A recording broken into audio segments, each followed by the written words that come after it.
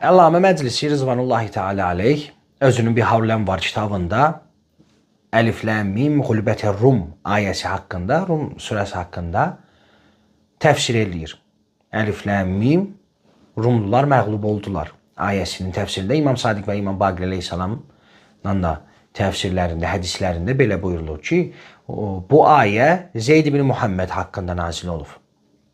Orada Rumlulardan qəsd elə Ümeyyə idi. Niyə? Çünki biz başda dedik axı, Ümeyyənin mənşəyi Rumlu bir kölə idi. Və Rumlular məğlub oldular. Yəni ey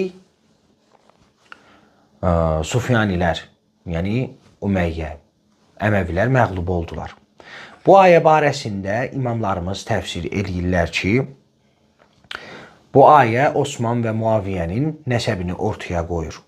Və bu ayə nazil olduğu zaman imamlarımız onların Əməvilər haqqında danışdılar.